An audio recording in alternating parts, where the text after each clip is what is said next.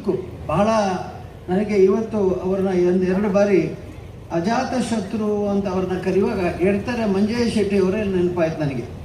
ನಾನು ಸುಮಾರು ಒಂದು 25-30 ವರ್ಷಕ್ಕೆ ಹಿಂದೆ ಕುಂದಾಪುರದಲ್ಲಿ ಯಾವ ಕಾರ್ಯಕ್ರಮಕ್ಕೆ ಬಂದರೂ ಕೂಡ ಮಂಜಯ್ಯ ಶೆಟ್ಟಿ ಇರಲೇಬೇಕು. ಅವರು ಬಹಳ ವಯಸ್ಸಾಗಿ ಕೈಕಾಲು ನಡುಗ್ತಾ ಇನ್ನೇನು ಅವರು ಓಡಾಡಲಿಕ್ಕೆ ಆಗೋದಿಲ್ಲ ಅಂತಾದರೂ ಅವ್ರಿಗೊಂದು ಕುರ್ಚಿ ರಿಸರ್ವ್ ಮಾಡಲೇಬೇಕು, ಅಲ್ಲಿ ಕೂತ್ಕೊಳ್ಳೇಬೇಕು. ಹಾಗೆ ಅವರು ಬಹಳ ದೊಡ್ಡ ವ್ಯಕ್ತಿತ್ವವನ್ನು ಹೊಂದಿದವರು. ಅವರು ಕೂಡ ಅಜಾತ ಶತ್ರು. ಈಗ ಅವರ ನಂತರ ನಾನು ಅಜಾತ ಶತ್ರು ಹೆಸರು ಕೇಳಿದ್ದು ಅಪ್ಪಣ್ಣ ಹೆಗ್ಡೆಯವರಿಗೆ ಮಾತ್ರ ಅಂತ ನನಗೆ ಅನಿಸಿತು. ಹಾಗಾಗಿ ಅವರು ಬಹಳ ಒಂದು ಒಳ್ಳೆಯ ಜನಸೇವೆಯನ್ನು ಮಾಡಿದವರು, ಅದರಲ್ಲಿ ಪ್ರೀತಿಯಲ್ಲಿ ಮಾಡಿದವರು, ಯಾವುದೇ ಒಂದು ಕಾರ್ಯವನ್ನು ಒತ್ತಡದಿಂದ ಮಾಡಿದವರಲ್ಲ. ಹಾಗಾಗಿ ಇವತ್ತು ನಾನು ಒಂದು ಪುಸ್ತಕ ಓದ್ತಾ ಇದ್ದೆ. ಅದರಲ್ಲಿ ಸುಭಾಷಿತ ಸಂವತ್ಸರ ಅಂತ 365 ದಿವಸಗಳಿಗೆ 365 ಸುಭಾಷಿತಗಳನ್ನು ಬರೆದಿದ್ದಾರೆ ಒಬ್ಬರು ಹಿರಿಯವರು.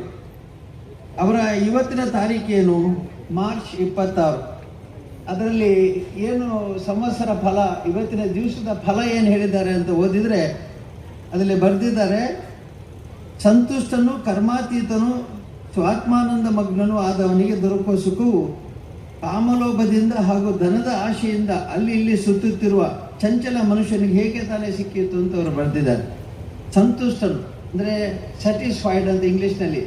ನಾನು ಏನು ಮಾಡ್ತಾ ತೃಪ್ತಿ ಇದೆ. ಅವ್ರು ಹೇಳಿದರು, ನಾನು ರಾಜಕೀಯದಲ್ಲಿದ್ದೆ, ವ್ಯವಹಾರದಲ್ಲಿದ್ದೆ, ಕೃಷಿಯಲ್ಲಿದ್ದೆ, ಅನೇಕ ಕ್ಷೇತ್ರಗಳಲ್ಲಿದ್ದೆ, ಧರ್ಮಕಾಯಸದ ಧರ್ಮದರ್ಶಿಯಾಗೆಲ್ಲ ಮಾಡಿ ನಾನು ತುಂಬ ಸಂತುಷ್ಟನಾಗಿದ್ದೇನೆ ಅಂತ ಈಗಲೂ ಯಾವಾಗಲೂ ಹೇಳ್ತಾ ಇರ್ತಾರೆ. ಅದರಿಂದಲೇ ಅವರಿಗೆ ಕೂತು ಕೂಡಲೇ ನಿದ್ದೆ ಬರ್ತದೆ. ಅದು ವಯಸ್ಸಿನ ನಿದ್ರೆ ಅಲ್ಲ, ತೃಪ್ತಿಯ ನಿದ್ರೆ ಅದು. ಕರ್ಮಾತೀತನು ಸ್ವಾತ್ಮಾನಂದ ಮಗ್ನನು, ತನ್ನ ಒಳಗೆ ತಾನೇ ಯಾವತ್ತೂ ಆತ್ಮರತಿಯಲ್ಲಿ ಇರ್ತಕ್ಕಂಥವನು ಆದವನಿಗೆ ದೊರಕುವ ಸುಖವು ಕಾಮಲೋಭದಿಂದ ಹಾಗೂ ಧನದ ಆಶೆಯಿಂದ ಅಲ್ಲಿ ಇಲ್ಲಿ ಸುತ್ತುತ್ತಿರುವ ಚಂಚಲ ಮನುಷ್ಯನಿಗೆ ಅಂತಂದರೆ ಮನಸ್ಸಿಗೆ, ಚಂಚಲ ಮನಸ್ಸಿಗೆ ಹೇಗೆ ತಾನೇ ಸಿಕ್ಕಿತು. ಚಂಚಲವಾದ ಮನಸ್ಸಿಗೂ ಸ್ಥಿರವಾದ ಮನಸ್ಸಿಗೂ ವ್ಯತ್ಯಾಸವನ್ನು ಹೇಳಿದ್ದಾರೆ. ಅದಕ್ಕೆ ಹೇಳಿದ್ದಾರೆ, ಮನುಷ್ಯನಿಗೆ ಸುಖ ಬೇಕು, ದಿಟ. ಸುಖಕ್ಕಾಗಿ ಮನುಷ್ಯನು ಏನೆಲ್ಲ ಪ್ರಯತ್ನವನ್ನು ಮಾಡ್ತಾನೆ. ಇದೀಗ ಪ್ರಶ್ನೆ ಏನು ಅಂತಂದರೆ, ಸುಖ ಅವನಿಗೆ ಸಿಕ್ಕಿದೆಯೇ? ಸುಖಕ್ಕಾಗಿ ಹೋರಾಟ ಇಡೀ ಆಯುಷ್ಯ ಏನು ಅಂತಂದರೆ ಇನ್ನೂ ಸುಖ ಬೇಕು, ಇನ್ನೂ ದುಡ್ಡು ಬೇಕು, ಇನ್ನೂ ಸ್ಥಾನಮಾನ ಬೇಕು, ಇನ್ನೂ ಹೆಚ್ಚಿನ ತೃಪ್ತಿ ಬೇಕು ಅಂತ. ಅದಕ್ಕೆ ಸುಖ ಅವನಿಗೆ ಸಿಕ್ಕಿದೆ ಅಂತಂದರೆ ಉತ್ತರ ಸಿಕ್ಕಿತು ಅಂತ ಹೇಳ್ತಾರಂತೆ. ಸಿಕ್ಕಿತು ಸಿಗಬಹುದು ಅಂತ, ಸಿಗ್ತದೆ ಅಂತ ಹೇಳಲ್ಲ, ಸಿಗಬಹುದು. ಈವರೆಗೆ ಸುಖವು ಸಿಕ್ಕಿಲ್ಲ, ಇನ್ನು ಮುಂದೆ ಸಿಕ್ಕೀತೆ ಅಂತಂದರೆ ಕಾಮಲೋಭದಿಂದ ಹಣದ ಲೋಭದಿಂದ ಮನುಷ್ಯನು ಮಾಡ್ತಿರುವ ಕೆಲಸಗಳು ವರ್ಣಾತೀತ. ಎಷ್ಟೆಷ್ಟೋ ಸಾಧನೆ ಮಾಡ್ತಾನೆ. ತನ್ನ ಆಶೆಗಳನ್ನೆಲ್ಲ ಪೂರೈಸಿಕೊಳ್ಳುವುದಕ್ಕಾಗಿ, ಹಣ ಸಂಪಾದನೆಗಾಗಿ ಅಬ್ಬಬ್ಬ ಈ ಮನುಷ್ಯ ಭೂಮಿಯ ಆಕಾಶಗಳನ್ನು ಒಂದು ಮಾಡ್ತಾನೆ. ಆದರೆ ಏನು ಪ್ರಯೋಜನ? ಇಷ್ಟೆಲ್ಲ ಕಷ್ಟಪಟ್ಟು ಸುಖ ಮಾತ್ರ ಸಿಗಲಿಲ್ಲ. ಸರಿ, ಹಾಗಾದರೆ ಸುಖಕ್ಕೆ ಏನು ಮಾಡಬೇಕು? ಯಾರಿಗೆ ಸುಖ ಸಿಕ್ಕಿರುತ್ತದೆ? ಇಂಥವರಿಗೆ ಅಂತಂದರೆ ಇಂಥವರಿಗೆ ಅಂತ ಹೇಳ್ತಾರೆ. ಯಾರು ಇಂಥವರು ಅಂತಂದರೆ ಸಂತುಷ್ಟನಿಗೆ ಸುಖ. ಸಂತುಷ್ಟಿ ಅಂತಂದರೆ ಎಷ್ಟು ಅರ್ಥವಿದೆ. ಸಾಕು ಸಾಕು ಸಾಕು, ನಮಗಿಷ್ಟೇ ಸಾಕು ಸಾಕು ಎಂದು ಮನಸ್ಸಲ್ಲಿ ತೃಪ್ತಿ ಬಂದಿರುವವನಿಗೆ ನಿತ್ಯ ಸುಖ, ನಿತ್ಯ ಆನಂದ. ಇನ್ನೂ ಬೇಕು ಇನ್ನೂ ಬೇಕು ಇನ್ನೂ ಬೇಕು ಅಂತಂದರೆ, ಇನ್ನಷ್ಟು ಬೇಕು ಅಂತಂದರೆ, ಬಗೆದಷ್ಟು ಅಂತಂದರೆ ಅದು ತೃಪ್ತಿ ಸಿಗೋದಿಲ್ಲ. ಆದರೆ ಸಾಧನೆಗೆ ಮಾರ್ಗ ಇದೆ. ಆದರೆ ಸಿಕ್ಕಿದ್ದಲ್ಲೇ ತೃಪ್ತಿ ಪಡುವವನಿಗೆ, ಸಂತುಷ್ಟನಿಗೆ ಒಂದು ಸುಖ ಇದೆ ಅಂತೆ. ಕರ್ಮಾತೀತನಿಗೆ ಸುಖ ಇರುತ್ತೆ ಅಂತೆ. ಹೇಗೆ ಅಂತಂದರೆ, ಫಲಪ್ರಾಪ್ತಿಗಾಗಿ ಯಾವ ಕಾಮ್ಯ ಕರ್ಮಗಳನ್ನು ಮಾಡದೆ ಆತ್ಮತತ್ವ ಚಿಂತನೆ ಮುಳುಗಿರುವವನಿಗೆ ನಿತ್ಯ ಸುಖ, ಪರಮ ಸುಖ ಮತ್ತು ಬ್ರಹ್ಮಾನಂದ. ಅವ್ರು ಹೇಳ್ತಾರೆ, ಧಾರ್ಮಿಕ ಕಾರ್ಯಕ್ರಮಗಳಲ್ಲಿ ಊರ ಜನರ ಸಮಸ್ಯೆಗಳನ್ನು ಪರಿಹರಿಸುವಲ್ಲಿ, ಮನೆಯಲ್ಲಿ ಅಥವಾ ಸಂಸಾರದಲ್ಲಿ ಅಥವಾ ಊರಲ್ಲಿ ಬಂದಂಥ ಭಿನ್ನಾಭಿಪ್ರಾಯಗಳನ್ನು ಸರಿಪಡಿಸುವಲ್ಲಿ ಅವರು ಮಾಡಿದಂಥ ಪ್ರಯತ್ನದಿಂದ ಅವರಿಗೆ ಈ ಸಿಕ್ಕಿದೆ. ಸ್ವಾತ್ಮಾರಾಮನಿಗೆ ಸುಖ ಅಂತಂದರೆ, ಆತ್ಮ ಆರಾಮನಾದವನಿಗೆ ದುಃಖವಿಲ್ಲಿ. ಅಂದರೆ ತನ್ನೊಳಗೆ ಸುಖವಿದೆ, ತಾನೇ ಸುಖದ ನಿಧಿ ಎಂದು ತಿಳಿದವನಿಗೆ ನಿತ್ಯ ಸುಖವಿರುತ್ತೆ. ಅದಿಲ್ಲದವನಿಗೆ ನಿತ್ಯ ಸುಖ ಸಿಗುವುದಿಲ್ಲ, ಶಾಶ್ವತ ಸುಖ ಸಿಗುವುದಿಲ್ಲ. ಅದರಿಂದ ಸಂತುಷ್ಟಿಯಿಂದಲೇ ನಿತ್ಯ ಸುಖ ಅನ್ನೋ ಮಾತನ್ನು ಇವತ್ತಿನ ದಿವಸಕ್ಕೆ ಅವರು ಹೇಳಿದ್ದಾರೆ. ನನಗೆ ಭಾಳ ಇಷ್ಟ ಇದೆ, ನಿಮ್ಮ ಮುಂದೆ ಹೇಳಬೇಕು ಅನಿಸುತ್ತೆ. ಆಮೇಲೆ ಒಂದು ಮಾತು ಬರ್ತದೆ, ಏನು ಅಂತಂದರೆ, ಇಂಥವನ ಜನ್ಮ ವ್ಯರ್ಥ ಅಂತ. ಯಾರ ಜನ್ಮ ಒಳ್ಳೆಯದು ಅಂತ ಅನ್ನೋದಕ್ಕಿಂತ ಯಾರ ಜನ್ಮ ವ್ಯರ್ಥ ಅಂತ ಒಂದು ಹೆಡ್ಡಿಂಗ್ ಕೊಟ್ಟಿದ್ದಾರೆ ಅವರು. ಪರೋಪಕಾರವನ್ನು ಮಾಡದಿರೋ ಮನುಷ್ಯನ ಜೀವನಕ್ಕೆ ಧಿಕ್ಕಾರವಿರಲಿ ಅಂತ ಹೇಳ್ತಾರೆ. ಇವತ್ತು ಎಲ್ಲ ಯುವಕರು ಬಹಳ ಸಣ್ಣ ವಯಸ್ಸಿನಲ್ಲಿ ಈ ಜನಸೇವಾ ಟ್ರಸ್ಟ್ ಮೂಲಕ ಅನೇಕ ಪರಿಹಾರ ಕಾರ್ಯಕ್ರಮಗಳನ್ನು ಹಮ್ಮಿಕೊಂಡಿದ್ದಾರೆ. ಬಡವರ ಕಣ್ಣೀರನ್ನು ಒರೆಸಿದ್ದಾರೆ. ಎಲ್ಲಿ ಆರ್ಥರು ಕರೀತಾರೆ, ನನಗೆ ಸಹಾಯ ಬೇಕು ಅಂತ ಕರೀತಾ ಹೋಗ್ತಾರೆ. ಈಗ ಅವರು ಕೆಲವು ಸಿನಿಮಾದ ಚಿತ್ರಗಳನ್ನು ತೋರಿಸಿದ್ರು. ಕೇಳದೆಯೂ ಕೊಡುವಂಥ ಅಭಿಪ್ರಾಯ ಅವರಲ್ಲಿದೆ, ಕೇಳೆಯೂ ಕೊಡತಕ್ಕಂಥ ಮನೋಧರ್ಮ ಅವರಲ್ಲಿದೆ. ಈಗ ನಮ್ಮ ಶ್ರೀಮತಿ ಹೇಮಾವತಿ ನನ್ನ ಧರ್ಮಪತ್ನಿ ಈ ವರ್ಷ ಅಂತೂ ವಾತ್ಸಲ್ಯ ಅಂತ ಒಂದು ಕಾರ್ಯಕ್ರಮವನ್ನು ಮಾಡಿ ಅನಾಥರಾಗಿರುವಂಥವರಿಗೆ ಅವರ ಮನೆಗೆ ಕೊಂಡು ಹೋಗಿ ಅವರಿಗೆ ಬೇಕಾದಂಥ ವೀಲ್ ಚೇರು, ಕೈಗೆ ನಡೆಯುವಂಥ ವಾಕಿಂಗ್ ಅದೆಲ್ಲವನ್ನು ಕೊಡೋ ವ್ಯವಸ್ಥೆ ಮಾಡಿದೆ. ಇದಲ್ಲದೆ ಒಂದು ಸರ್ವೆ ಮಾಡಿಸಿದ್ರು, ಎಷ್ಟು ಜನ ಅನಾಥರಿದ್ದಾರೆ ಅಂತ.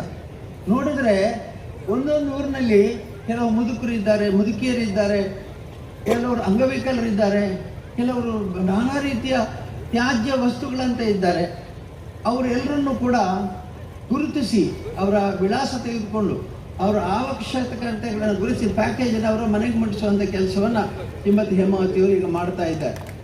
ಅನೇಕ ಕಡೆಗಳಿಗೆ ಅದು ಹೋಗಿದೆ ವಸ್ತುಗಳು. ನೋಡಿದರೆ ಆ ಮುದುಕರಿಗೆ ಹೊಸ ವಸ್ತುಗಳನ್ನು ನೋಡುವಾಗ, ಹೊಸ ಸೀರೆ, ಹೊಸ ಹಾಸಿಗೆ, ಹೊಸ ತಲೆದಿಂಬು, ಹೊಸ ಹಾಸು ಬಟ್ಟೆ, ಆಮೇಲೆ ಹೊಸ ಅಲ್ಯೂಮಿನಿಯಂ ಪಾತ್ರೆ, ಇವುಗಳನ್ನು ನೋಡಿದರೆ ನಾವು ಶ್ರೀಮಂತರು ಅಂಗಡಿಯಲ್ಲಿ ನೋಡುವಂಥ ವಸ್ತುಗಳು ಸುಂದರವಾಗಿ ಅವರಿಗೆ ಕಾಣ್ತದೆ. ಈ ಎಲ್ಲ ವಸ್ತುಗಳು ಅವ್ರಿಗೆ ಕೊಟ್ಟಾಗ ಏನೋ ಒಂದು ಆನಂದ, ಯಾಕೆಂತಂದ್ರೆ ಯಾರಿಗೂ ಬೇಡದೇ ಇದ್ದವರು ಅಂತ. ಆದರೆ ಇವತ್ತು ನೋಡಿ ಕಾಲ ಎಷ್ಟು ಬದಲಾಗಿದೆ. ನಾನೊಂದು 50 ವರ್ಷಕ್ಕೆ ಹಿಂದೆ 72ನೇ ಇಸ್ವಿಯಲ್ಲಿ ಈ ರಸ್ತೆಯಲ್ಲಿ ಪ್ರವಾಸ ಶುರು ಮಾಡಿದೆ. ನಾನು ಧಾರವಾಡಕ್ಕೆ ಹೋಗಬೇಕಾಗಿದ್ರೆ ಈ ರಸ್ತೆಯಲ್ಲಿ ಹೋಗ್ತಾ ಇದ್ದೆ. 1972ನೇ ಇಸ್ವಿಯಲ್ಲಿ ಈ ಭಾಗ ಹೇಗಿತ್ತು, ಎಷ್ಟು ಬಡತನ ಇತ್ತು, ಎಷ್ಟು ಅಜ್ಞಾನ ಇತ್ತು, ಎಷ್ಟು ಕಷ್ಟ ಇತ್ತು ಇಲ್ಲಿ ಅನ್ನೋದನ್ನು ನಿಮ್ಮ ಹಿರಿಯವರ ಹತ್ರ ಕೇಳಿ ನೋಡಿ. ಬಹುಶಃ ಅಪ್ಪಣ್ಣೆಗೌಡರಿಗೆ ನನಗಿಂತ ವಯಸ್ಸಿನಲ್ಲಿ ಹಿರಿಯವರು, ಅದರಿಂದ ಅವ್ರಿಗೆ ಗೊತ್ತಿರೋದು ಎಷ್ಟು ಕಷ್ಟ ಇತ್ತು ಈ ಭಾಗದಲ್ಲಿ ಅಂತೇಳಿ. ಮಣಿಪಾಲಕ್ಕೆ ಕರ್ಕೊಂಡು ಬಂದು ಅವರಿಗೆ 2 ಕೃತಕ ಕೈಯನ್ನು ಕೊಡಿಸಿದ್ದಾರೆ. ಹಿಂದೆ ಹಾಗಲ್ಲ. ಮಾನಸಿಕವಾಗಿ ಯಾರಿಗಾದ್ರೂ ಅನಾರೋಗ್ಯ ಇದ್ದರೆ, ಅವರಿಗೆ ಸ್ವಲ್ಪ ಹುಚ್ಚಿನ ಥರ ಇದ್ದರೆ, ಅಥವಾ ಬುದ್ಧಿಮಾಂದ್ಯ ಅಂತ ಕರೀತಾರೆ, ತಾಯಿಯ ಹೊಟ್ಟೆಯಲ್ಲಿರುವಾಗಲೇ ಮೆದುಳು ಬೆಳೆಯದೆ ಬುದ್ಧಿಮಾಂದ್ಯ ಇದ್ದರೆ ಏನಿಲ್ಲ, ಮಂಚಕ್ಕೆ ಒಂದು ಸರಪಳಿ ಹಾಕಿ ಅವನನ್ನು ಕಟ್ಟಿ ಬಿಡ್ತಿದ್ದು. ಅಲ್ಲೇ ಅವನು ಹೇಸಿಗೆ ಮಾಡ್ತಾ, ಅಲ್ಲೇ ಅವನಿಗೆ ಬಾಯಿಗೆ ಕೊಟ್ಟದನ್ನು ತಿಂತ, ಒಂದು ಪ್ರಾಣಿಗಿಂತಲೂ ಕಡೆಯಾಗಿ ಅವನು ಇರ್ತಾ ಇದ್ದ. ಅಂತಹ ಎಷ್ಟು ಕುಟುಂಬಗಳು ಹಿಂದೆ ಇದ್ದು. ಇವತ್ತಿಗೂ ಕೂಡ ಕೆಲವು ಹಳ್ಳಿಗಳಿಗೆ ಹೋದರೆ ಇಂತಹ ಅನಾಥರನ್ನ, ಅಭಾಗ್ಯದರನ್ನು ಕಾಣಬಹುದು. ಅವರೆಲ್ಲ ಕೈಕಾಲು ಕಟ್ಟಿ ಹಾಕಿ ಬಿಡಿಬಿಡ್ತಾರೆ. ಆದರೆ ಇವತ್ತು ಹಾಗಲ್ಲ. ಇವತ್ತು ಸರ್ಕಾರ, ನಮ್ಮಂಥ ಸೇವಾ ಸಂಸ್ಥೆಗಳು ಮತ್ತು ಇಂತಹ ಜನಸೇವಾ ಟ್ರಸ್ಟ್ ಅಂತ ಟ್ರಸ್ಟನ್ನು ಯುವಕರು ಸೇರಿ ಅವರನ್ನು ಗುರುತಿಸಿ ಅವರ ಜೀವನಕ್ಕೆ ಬದಲಾವಣೆಯನ್ನು, ಭಾಗ್ಯವನ್ನು ತರ್ತಾ ಇದ್ದಾರೆ. ಕಲಿಯುಗ ಶ್ರೇಷ್ಠ ಅಲ್ಲ ಅಂತ ಯಾರು ಹೇಳಿದ್ದು ಅಂತ ನಾನು ನಿಮ್ಮನ್ನು ಕೇಳ್ತೇನೆ. ನೀವು ಹೇಳ್ತೀರಿ ತ್ರೇತಾಯುಗ ಒಳ್ಳೆಯದು, ದ್ವಾಪರ ಯುಗ ಒಳ್ಳೆಯದು, ಆ ಯುಗಗಳದು ಕಲಿಯುಗ ಕೆಟ್ಟದ್ದು ಅಂತ ನೀವು ಹೇಳ್ತೀರಲ್ಲ. ಯಾವ ಕಲಿಯುಗ ಕೆಟ್ಟದ್ದು? ಈಗ ಡಿಸ್ಕೋ ಡ್ಯಾನ್ಸ್ ನೋಡಿದ್ರೆ ಅದು ನೋಡಿದರೆ ಬೇರೆ, ಅದು ನೋಡಬೇಕು, ನೀವು ನೋಡಿದ್ರೆ ಆಯ್ತು ಅಷ್ಟೇ. ಆದರೆ ಬೇರೆ ಏನು ನೋಡಿ, ಎಲ್ಲಿದೆ ಬಡತನ, ಮಾನಸಿಕ ಬಡತನ ಈಗ ಕಡಿಮೆ ಆಗಿದೆ. ಎಲ್ಲಿ ನೋಡಿದರೆ ನೀವು ಕೂಡ ಇವತ್ತು ಮಾನಸಿಕ ಬಡತನ ಕಮ್ಮಿ ಆಗಿದೆ. ಯಾಕೆಂದರೆ ಜಾತ್ಯತೀತವಾದಂಥ ಒಂದು ಸಮಾಜವನ್ನು ನಾವು ಕಟ್ತಾ ಇದ್ದೇವೆ. ಇವತ್ತು ಜಾತಿ ನಮಗೆ ಮುಖ್ಯ ಅಲ್ಲ, ವೃತ್ತಿ ನಮಗೆ ಮುಖ್ಯ. ಯಾವ ಜಾತಿಯವರು ಯಾವ ವೃತ್ತಿಯನ್ನು ಮಾಡಬಹುದು, ಪೂಜೆಯನ್ನು ಯಾರು ಮಾಡಬಹುದು, ತಲೆ ಕೂದಲನ್ನು ತೆಗೆಯುವ ಕೆಲಸವನ್ನು ಯಾರು ಮಾಡಬಹುದು. ಒಮ್ಮೆ ನಾನು ಚುಂಚನಗಿರಿ, ಆದಿಚುಂಚನಗಿರಿ ಮಠಕ್ಕೆ ಹೋಗಿದ್ದಾಗ, ಅದು ಗೌಡ ಸಮಾಜದ ಸೇರಿದಂಥ ಸಮಾಜ. ಅವರು ಹೇಳ್ತಾರೆ ನೋಡಿ, ಮಾಡಿದವರು ಅದನ್ನು ಸರಿಯಾಗಿ ತಿಳ್ಕೊಂಡವರೇ ಸ್ವತಃ ತಾವೇ ಪ್ರತಿಷ್ಠೆಯನ್ನು ಮಾಡ್ತಾರೆ ಅನ್ನೋ ಮಾತನ್ನು ಅವರು ಹೇಳಿದರು ಚುಂಚನಗಿರಿಯಲ್ಲಿ. ಹಾಗಾಗಿ ಇವತ್ತು ಎಷ್ಟೋ ಸಮಾಜಗಳಲ್ಲಿ ಈ ಬದಲಾವಣೆ ಬಂದಿದೆ, ಅವಕಾಶಗಳು ನಿರ್ಮಾಣ ಆಗಿದೆ. ಹಾಗಾಗಿ ಬಡವರ ಬಡತನ ನಿರ್ಮೂಲನ ಮಾಡುವಂಥದ್ದೇ ಒಂದು ಕೆಲಸ. ಗ್ರಾಮೀಣಾಭಿವೃದ್ಧಿ ಯೋಜನೆ ಅಂತ ಯೋಜನೆ ಬಂದ ಮೇಲೆ 10 ಜಾತಿಯವರು 10 ಮನಸ್ಸುಗಳು ಒಟ್ಟಿಗೆ ಕೂತು ಮೀಟಿಂಗ್ ಮಾಡ್ತಾರೆ, ತಮ್ಮ ಸುಖ ಕಷ್ಟಗಳನ್ನು ಚರ್ಚೆ ಮಾಡ್ಕೊಳ್ತಾರೆ, ಬದುಕನ್ನು ರೂಪಿಸ್ಕೊಳ್ತಾರೆ. ಈಗ ನನಗೆ ಅನೇಕ ಸಲ ಹೇಳ್ತಾರೆ, ಕಲಿಯುಗ ಕೆಟ್ಟದ್ದಲ್ಲ, ಕಲಿಯುಗ ಶ್ರೇಷ್ಠವಾದದ್ದು. ಆದ್ದರಿಂದಲೇ ಇವತ್ತು ನಮಗೆಲ್ಲ ಈ ರೀತಿಯ ಸಮಾನತೆಯಲ್ಲಿ ಸಿಕ್ಕಿದೆ ಅಂತ ನಾನು ಹೇಳ್ತೇನೆ. ಅದರಿಂದ ಅವರು ಹೇಳ್ತಾರೆ, ಯಾರ ಜನ್ಮ ಶ್ರೇಷ್ಠವಾದದ್ದು, ಯಾರ ಜನ್ಮ ವ್ಯರ್ಥವಾದದ್ದು ಅಂತೇಳಿ. ಮನುಷ್ಯನೆಂದರೆ ಬುದ್ಧಿಜೀವಿ, ವಿವೇಕಜೀವಿ, ಸರ್ವ ಕರ್ಣಗಳಿಂದಲೂ ಸರ್ವ ಸಂಪತ್ತಿಗಳನ್ನು ಕೂಡಿರುವ ಪ್ರಾಣಿ. ಮನುಷ್ಯನು ಸರ್ವ ಪ್ರಾಣಿಗಳಿಂದಲೂ ಪ್ರಯೋಜನವನ್ನು ಪಡೆದುಕೊಳ್ಳುತ್ತಿರುವಂಥ ಜೀವಿ. ಇಂತಹವನು ಸಮಾಜಕ್ಕೂ, ಇತರ ಮಾನವರಿಗೂ, ಇತರ ಪ್ರಾಣಿಗಳಿಗೂ ಸಾಕಷ್ಟು ಸಹಾಯ ಮಾಡಬಲ್ಲ ಹಾಗೂ ಮಾಡಬೇಕು. ಮಾನವನು ತನ್ನ ಹಣವನ್ನು ಬಡಬಗ್ಗರಿಗೆ ಕೊಡಬೇಕು, ಅಶಕ್ತರಿಗೆ, ವೃದ್ಧರಿಗೆ ಯಥಾಶಕ್ತಿ ಸಹಾಯವನ್ನು ಮಾಡಬೇಕು. ಮಾನವನು ತನ್ನಲ್ಲಿರೋ ವಿದ್ಯೆಯನ್ನು ಯೋಗ್ಯರಾದ ಅಧಿಕಾರಿಗಳಿಗೆ ಹಂಚಿ ತನ್ನ ಮಾತಿನಿಂದ ಅರ್ಹರಿಗೆ ಅನುಕೂಲವನ್ನು ಮಾಡಿಕೊಡ್ಬೇಕು. ನೋಡಿ ಎಷ್ಟು ಒಳ್ಳೆ ಮಾತನ್ನು ಅವರು ಹೇಳಿದ್ದಾರೆ. ಮಾನವನು ಬಡವನಾಗಿದ್ದರೂ ಚಿಂತಿಲ್ಲ, ದುರ್ಬಲನಾಗಿದ್ದರೂ, ಕುರೂಪಿಯಾಗಿದ್ದರೂ, ದಡ್ಡನಾಗಿದ್ದರೂ ಏನಾದರೂ ಒಂದು ಪರೋಪಕಾರವನ್ನು ಮಾಡಬಹುದು. ನೋಡಿ ಇದು ಎಷ್ಟು ಚೆನ್ನಾಗಿದೆ. ಇದು ಕಲಿಯುಗದ ಮಹತ್ವ. ಏನಂತಂದರೆ ಮಾನವನು ಬಡವನಾಗಿದ್ದರೂ ಕೂಡ ಭಾವನೆಯಿಂದ ಇನ್ನೊಬ್ಬರಿಗೆ ಉಪಕಾರವನ್ನು ಮಾಡಬಹುದು. ಅದೇ ಹೇಳ್ತಾರೆ, if you cannot give anything give a smile ಅಂತ. ನಿಮಗೆ ಏನು ಕೊಡಲಿಕ್ಕೆ ಸಾಧ್ಯ ಇಲ್ಲದೆ ಇನ್ನೊಬ್ಬರು ನೋಡಿ ನಕ್ಕು ಬಿಡಿ ಸಾಕು, ಅವನಿಗೆ ಸಂತೋಷ ಆಗುತ್ತೆ ಅಂತೇಳಿ. If you cannot give anything give a smile ಅಂತ. ಯಾರೋ ಒಬ್ಬರು ಎದುರು ಬರ್ತಾ ಇದ್ದಲ್ಲ, ಅವ್ರು ನೋಡಿದ ತಕ್ಷಣ ನಗಿ. ನಗಿ ಅಂತಂದರೆ ಹೆಣ್ಮಕ್ಳನ್ನ ನೋಡಿ ನಗುದು, ಗಂಡು ಮಕ್ಳನ್ನ ನೋಡಿ ನಗುದು ಅಂತ ಹೇಳಿ ಅಲ್ಲಿ ಅರ್ಥ ಅಲ್ಲ. ಅಂತೂ ಭಾವನಾತ್ಮಕವಾಗಿ ಯಾರಾದ್ರೂ ನೋಡಿ ಸ್ವಲ್ಪ ಇದು ಮಾಡಿ ಅವರಿಗೆ ಸಂತೋಷ, ಏನೋ ಪಾಪ ಅವರು ನನ್ನನ್ನು ಗೌರವಿಸಿದ್ದಾರೆ ಅಂತೇಳಿ. ಹೀಗಾಗಿ ಈ ಮಾನವ ಜನ್ಮವನ್ನು ಭಗವಂತ ಕೊಟ್ಟಿರುವ ವರ. ಇತರ ಪ್ರಾಣಿಗಳ ದೃಷ್ಟಿಯಿಂದ ನೋಡಿದರೆ ಮಾನವನು ತುಂಬ ಭಾಗ್ಯವಂತ, ಅದೃಷ್ಟವಂತ ಮತ್ತು ಬುದ್ಧಿವಂತ. ಯಾಕೆಂದರೆ ಪರೋಪಕಾರವನ್ನು ಮಾಡಲು ಇವನಿಗೆ ಅವಕಾಶ ಇದ್ದಷ್ಟು ಬೇರೆ ಯಾರಿಗೂ ಇಲ್ಲ ಅಂತ ಹೇಳ್ತಾರೆ. ಪರೋಪಕಾರವನ್ನು ಮಾಡಲಿಕ್ಕೆ ಮನುಷ್ಯನಿಗೆ ಇದ್ದಷ್ಟು ಅವಕಾಶಗಳು ಬೇರೆ ಯಾರಿಗೂ ಇಲ್ಲ ಅಂತ.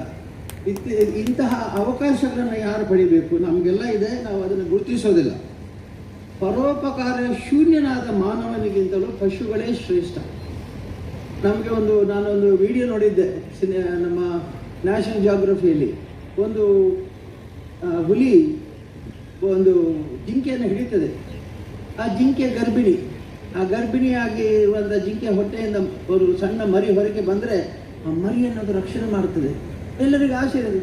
ಮಾಂಸಾಹಾರಿವಂಥ ಪ್ರಾಣಿ, ಅದು ತಾಯಿಯನ್ನು ಕೊಂದದ್ದು ಆಹಾರಕ್ಕಾಗಿ. ಆದರೆ ಹೊಟ್ಟೆಯಿಂದ ಬಂದಂಥ ಮಗುವನ್ನು ನೋಡಿ, ಅದು ಮಗು, ಅದಕ್ಕೆ ನಾನು ಹಿಂಸೆ ಮಾಡಬಾರ್ದು ಅಂತ ಹೇಳಿ ಅದನ್ನು ನಕ್ಕುತ್ತದೆ ಅಂತ. ಆದರೆ ಅದಕ್ಕಿಂತಲೂ ಹೀನರಾದಂಥ ಮನುಷ್ಯರು ನಾವು ಆಗಲಿಕ್ಕೆ ಸಾಧ್ಯವಿಲ್ಲ. ಪರೋಪಕಾರ್ಯ ಶೂನ್ಯನಾದ ಮಾನವನಿಗಿಂತಲೂ ಪಶುಗಳೇ ಶ್ರೇಷ್ಠ. ಏಕೆಂದರೆ ಪಶುಗಳು ಬದುಕಿದ್ದಾಗಲೂ ಮಾನವನಿಗಾಗಿ ದುಡಿಯುತ್ತಿರುತ್ತವೆ. ಸತ್ತ ಮೇಲೂ ಆ ಪಶುಗಳ ಚರ್ಮದಿಂದ ಮಾನವರಿಗೆ ಉಪಯೋಗ ಉಂಟು. ಆದರೆ ಮನುಷ್ಯನ ಚರ್ಮ ಯಾರಿಗಿಲ್ಲ. ಬೇಗ ಸತ್ತು ಕೂಡಲೇ ಬೇಗ ಕೊಂಡೋಗಿ ಸ್ಮಶಾನಕ್ಕೆ ಇಲ್ಲದ್ರೆ ವಾಸನೆ ಬರ್ತದೆ ಅಂತ ಹೇಳ್ತಾರೆ. ಹಾಗಾಗಿ ಸತ್ತ ಮೊಲವನ್ನು ಮಾರ್ಕೆಟ್ಗೆ ತೆಗೆದುಕೊಂಡು ಹೋದರೆ ಅವರಿಗೆ ಎಷ್ಟು ಬೇಲೋ ಅಂತ ಕೇಳ್ತಾರಂತೆ. ಮನುಷ್ಯನಿಗೆ ಆ ಬೆಲೆ ಇಲ್ಲ. ಅದರಿಂದ ನಮಗೆ ಅವಕಾಶಗಳು ಸಿಕ್ಕಿದ್ದನ್ನು ಚೆನ್ನಾಗಿ ಬೆಳೆಸ್ಕೊಳ್ಬೇಕು. ಇವತ್ತು ಯಾಕೆ ಅಪ್ಪಣ್ಣ ಹೆಗಡೆಯವರಿಗೆ ಗೌರವ ಮಾಡ್ತಾರೆ ಮತ್ತು ಈ ಜನಸೇವಾ ಟ್ರಸ್ಟ್ನ ಕಾರ್ಯಕ್ರಮವನ್ನು ಯಾಕೆ ಇಷ್ಟು ಬಹಿರಂಗ ಮಾಡ್ತಾರೆ ಅಂತಂದರೆ, ಇನ್ನು ಮೇಲೆ ನೀವು ಏನೇನು ಅವಕಾಶ ಸಿಕ್ಕಿದಾಗಲೆಲ್ಲ ಪರೋಪಕಾರವನ್ನು ಮಾಡಿ, ನೆರೆ ಮನೆಯವರಿಗೆ ಸಹಕಾರವನ್ನು ಕೊಡಿ. ಒಂದು ಬಹಳ ಸುಂದರವಾದ ಕಥೆ ಇದೆ. ಒಬ್ಬ ಇದಕ್ಕೆ ಹೋಗಿದ್ದಂತೆ, ಮಕ್ಕಾ ಯಾತ್ರೆ ಮಾಡಿದಂತೆ. ಮಾಡುವಾಗ ಅಲ್ಲಿ ಅವನಿಗೆ ಅಶರೀರವಾಣಿ ಆಗುತ್ತದೆ. ಇಲ್ಲಿ ಬಂದ ನೀವು ಯಾರು ನನ್ನ ಭಕ್ತರಲ್ಲ, ನನ್ನ ಭಕ್ತ ಇಂಥ ಊರಲ್ಲಿ ಒಬ್ಬ ಇದ್ದಾನೆ ಅಂತ. ಎಲ್ಲೋ ಬಸ್ರವರು ಭಟ್ಕಳದಲ್ಲಿ ಯಾರೊಬ್ಬ ಇದ್ದಾನೆ ಅಂತ. ಇವರಿಗೆ ಆಶ್ಚರ್ಯವಾಗುತ್ತದೆ. ನಾವು ಇಷ್ಟೆಲ್ಲ ಖರ್ಚು ಮಾಡಿಕೊಂಡು ದೊಡ್ಡ ದೊಡ್ಡ ಹಡಗಿನಲ್ಲಿ ದೊಡ್ಡ ದೊಡ್ಡ ಖರ್ಚು ಮಾಡಿಕೊಂಡು ಸಾವಿರಾರು ರೂಪಾಯಿ ಖರ್ಚು ಮಾಡಿಕೊಂಡೆಲ್ಲ ನಾವು ಬಂದಿದ್ದೇವೆ, ನಮಗಿಂತ ಶ್ರೇಷ್ಠದ ಭಕ್ತ ಯಾರು ಅಂತ ಕೇಳಿದ್ರಂತೆ. ಇದು ಯಾವ ಧರ್ಮದ್ದಾದ್ರೂ ಕತೆ ಒಂದೇ. ಅವರು ಮತ್ತೆ ಊರಿಗೆ ಬಂದಾಗ ಅವ್ರು ಹೋಗಿ ಅವನ್ನ ಹುಡುಕಿ ಕೇಳ್ತಾರಂತೆ, ಏನಪ್ಪ ನೀನು ಬಹಳ ದೊಡ್ಡ ದೈವ ಭಕ್ತರಂತೆ. ಸೊ ಯಾರು ಹೇಳಿದ್ರು ನಿಮಗೆ? ಅಲ್ಲ, ಅಶರೀರವಾಣಿ ಆಯಿತು. ಏನು ಅಶರೀರವಾಣಿ ಆಗುತ್ತೆ? ನನ್ನೊಂದು ಜನ್ಮದಲ್ಲಿ ಒಂದು ಆಸೆ ಇತ್ತು, ಒಂದು ಯಾತ್ರೆ ಮಾಡಬೇಕು ಅಂಥೇಳಿ. ಆ ಯಾತ್ರೆ ಏನಿತ್ತು ನನಗೆ ಅಂತಂದರೆ, ಆ ದರ್ಶನ ಮಾಡಿ ಹೋಗ್ಬೇಕಂತ ಪ್ರತಿ ದಿವಸ ನಾನು ಹಣ ಉಳಿಸಿದ್ದೆ. ಆ ಯಾತ್ರೆಗಂತಲೇ ಸ್ವಲ್ಪ ಹಣ ದಿನ ತೆಗೆದಿಟ್ಟು ಹಣ ಉಳಿಸಿದ್ದೆ. ಆದರೆ ನನಗೆ ಯಾತ್ರೆ ಮಾಡೋ ಯೋಗ ಬರಲಿಲ್ಲ. ನಾನು ಪಾಪಿ ಅಂತ ಹೇಳ್ತಾನೆ. ಅವ್ರು ಕೇಳ್ತಾರೆ, ನೀನು ಪಾಪಿ ಆಗಲಿಕ್ಕೆ ಸಾಧ್ಯವೇ ಇಲ್ಲ, ಅದು ಅಶರೀರವಾಣಿ ಸುಮ್ಮನೆ ಆಗೋದಿಲ್ಲ, ಹೇಳು ಏನಾಯಿತು ಅಂತ. ಏನಿಲ್ಲ, ನನ್ನ ಪಕ್ಕದ ಮನೆ ಮಗು ಭಾಳ ಅಳ್ತಾ ಇತ್ತು. ಒಂದು ದಿವಸ ತಾಯಿ ಮತ್ತು ಅಷ್ಟು 2 ಹೊಡಿತಾ ಇದ್ದು. ಯಾಕಮ್ಮ ಹೊಡಿತಿ ಮಗುವಿಗೆ ಅಂತ ಕೇಳಿದರೆ ಅವಳು ಹೇಳ್ತಾಳೆ, ಆ ಮಗುವಿಗೆ ಹೊಟ್ಟೆಗೆ ಹಾಕ್ಲಿಕ್ಕೆ ನನ್ನಲ್ಲಿ ಏನಿಲ್ಲ, ಇವ್ರ ಅಪ್ಪ ದುಡ್ಡು ನನಗೆ ಸಾಕಾಗೋದಿಲ್ಲ, ಹಾಗಾಗಿ ಇದು ಬಾಯಿ ಮುಚ್ಚಿಸ್ಬೇಕಂದ್ರೆ ಇನ್ನಷ್ಟು 2 ಬಡಿತಾ ಇದ್ದೇನೆ ಅಂತ ಹೇಳ್ತಾನೆ. ಇವನಿಗೆ ಖಂಡಿತ ಇಷ್ಟು ಒಂದು ಬಡತನದಿಂದ ಅಳ್ತಾ ಇರುವಂಥ ಮಗುವಿಗೆ ಮತ್ತೆರಡು ಹೊಡೆಯುವಂಥ ಬಡತನ ಅವಳಲ್ಲಿದ್ದರೆ ಆ ಯಾತ್ರೆಗೆ ಅಂತ ತೆಗೆದಿಟ್ಟ ಹಣವನ್ನು ತಂದು ಆಕೆಗೆ ಕೊಡ್ತಾರೆ. ದೇವರಲ್ಲಿ ಹೇಳ್ತಾರಂತೆ, ನೀವು ಯಾತ್ರೆ ಮಾಡುವವರಿಗಿಂತ ಹೆಚ್ಚು, ವಿಮಾನದಿಂದ ಬಂದವರಿಗಿಂತ ಹೆಚ್ಚು, ದೊಡ್ಡ ದೊಡ್ಡ ಹಡಗಿನಲ್ಲಿ ಬಂದವರಿಗಿಂತ ಹೆಚ್ಚು ನನ್ನ ದರ್ಶನ ಮಾಡದೆ ನನ್ನ ಭಕ್ತರಿಗೆ ಅನ್ನವನ್ನು ಕೊಟ್ಟವರು ಶ್ರೇಷ್ಠರು ಅಂತ ಹೇಳ್ತಾರೆ. ಇದು ನಮ್ಮ ಹಿಂದೂ ಧರ್ಮದ ಅನೇಕ ಕಥೆಗಳಲ್ಲಿ ನಮಗಿದು ಬರ್ತದೆ.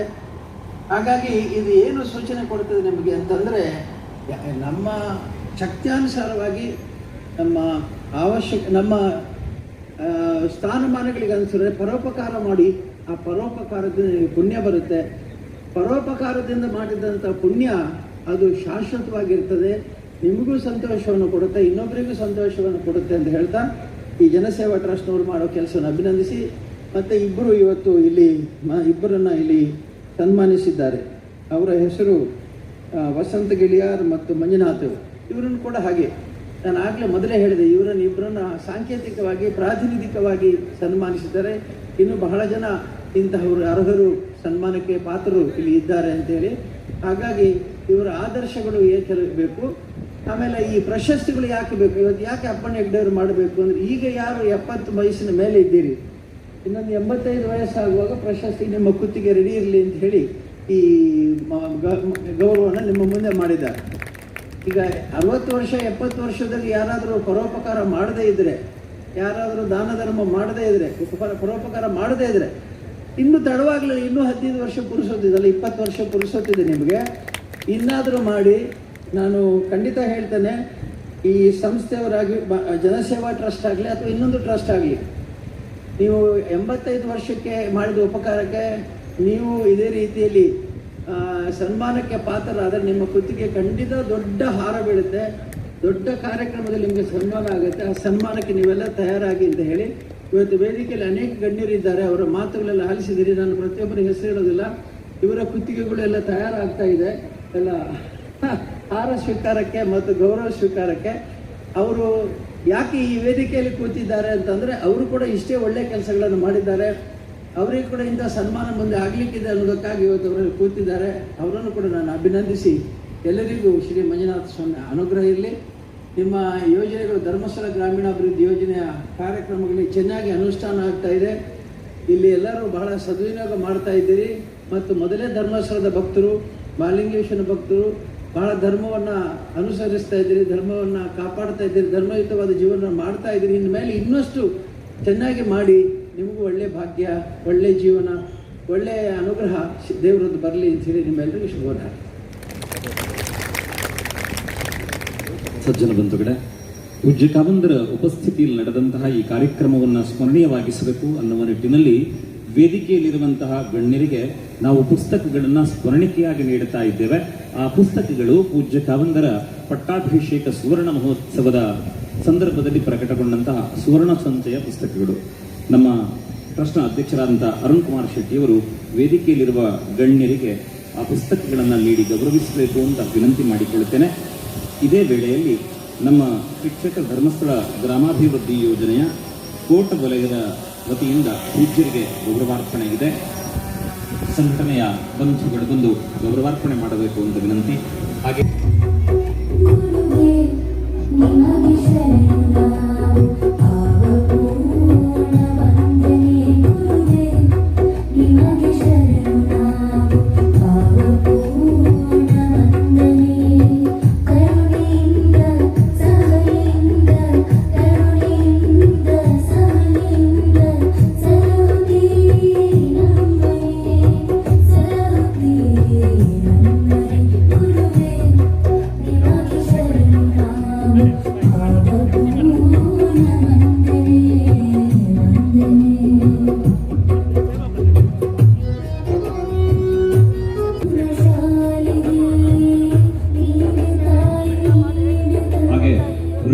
ವತಿಯಿಂದ ಗೌರವಾರ್ಪಣೆ ಇದೆ.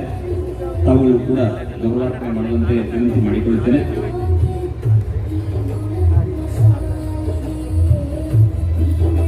ಬಂಧುಗಳೇ, ಗೌರವಾರ್ಪಣೆ ಆಗ್ತಾ ಇರುವಂತೆ ವಂದನಾರ್ಪಣೆ ನಮ್ಮ ಜನಸೇವಾ ಟ್ರಸ್ಟ್ ಮೂಡುಗೆಳೆಯರು ಆಯೋಜಿಸಿರುವಂತಹ ಈ ಅಭಿಮತ ಸಂಭ್ರಮ ಕಾರ್ಯಕ್ರಮಕ್ಕೆ ಆಗಮಿಸಿ ಮೃತ್ಯುಂಜಯ ಮಹಾಯಾಗದ ಪೂರ್ಣಾಹುತಿಯಲ್ಲಿ ಪಾಲ್ಗೊಂಡು ನಮ್ಮೆಲ್ಲರನ್ನು ಅನುಗ್ರಹಿಸಿ ಕ್ಷೇತ್ರಪಾದಂತೆಯನ್ನು ದಯಪಾಲಿಸಿದ ಪರಮಪೂಜ್ಯ ಮಾತಿನಲ್ಲಿ ಹಾರ್ದಿಕವಾದ ಧನ್ಯವಾದಗಳನ್ನು ಸಮರ್ಪಿಸಿದ ಈ ಸಭಾ ಕಾರ್ಯಕ್ರಮಕ್ಕೆ ಮಂಗಲವನ್ನು ಹಾಡುವುದಕ್ಕೆ ಪೂಜ್ಯ